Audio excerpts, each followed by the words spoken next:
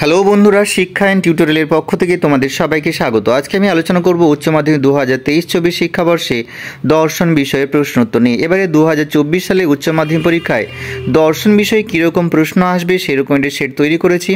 এই প্রশ্ন সেটের মধ্যে সমস্ত প্রশ্ন এবং উত্তরগুলো এখানে করে দিয়েছি, তোমরা দেখতে থাকো।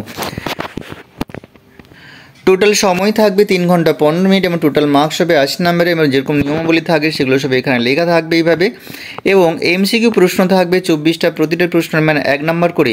এখানে প্রশ্নগুলোর উত্তর করে দিয়েছি, তোমরা দেখতে থাকো। একে দাগের প্রশ্ন আছে, যে যুক্তিতে আশ্রয় বাক্য থেকে সিদ্ধান্ত অনিবার্যভাবে নিঃসৃত হয় তা হলো অবরোহ যুক্তি।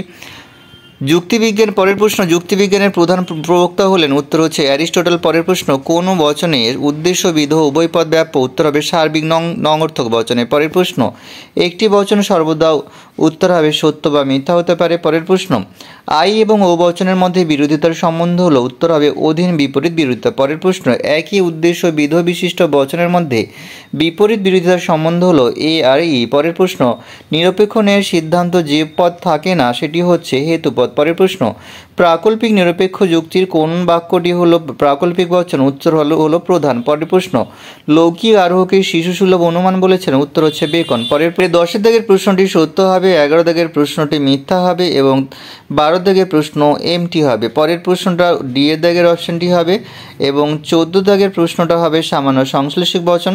15 দাগের প্রশ্ন, বিশেষ বিশেষ ঘটনার মাধ্যমে সামান্য নিয়মে উপনীত হওয়াই হলো আরোহণ মানের বলেছেন, উত্তর হবে জয়েস। পরের প্রশ্ন, অক্সিজেনের উপস্থিতি দহনের কারণ, বাক্যটিতে কারণ কথাটি যে অর্থে ব্যবহৃত হয়েছে সেটা হচ্ছে আবশ্যিক শর্ত।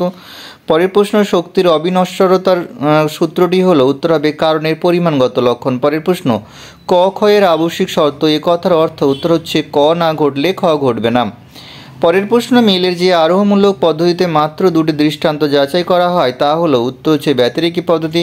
পরে 20 দাগের প্রশ্নটির উত্তর হবে বি এর দাগেরটি অপশনটি। 21 দাগের প্রশ্ন হবে উদ্দেশ্যপদ।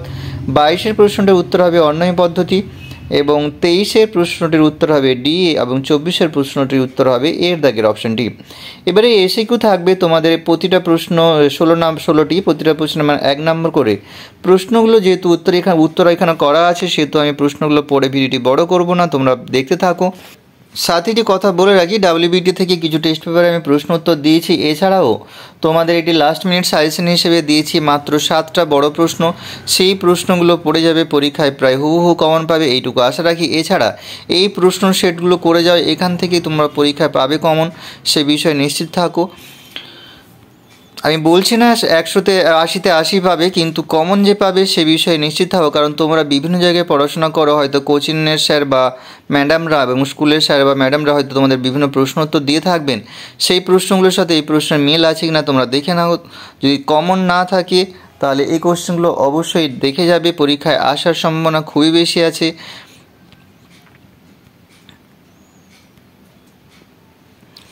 এছাড়া একটি কথা বলে রাখি, তোমরা যদি ভিডিওটি তোমাদের হেল্পফুল মনে হয় তাহলে অবশ্যই বন্ধুদের মধ্যে শেয়ার করতে থাকো।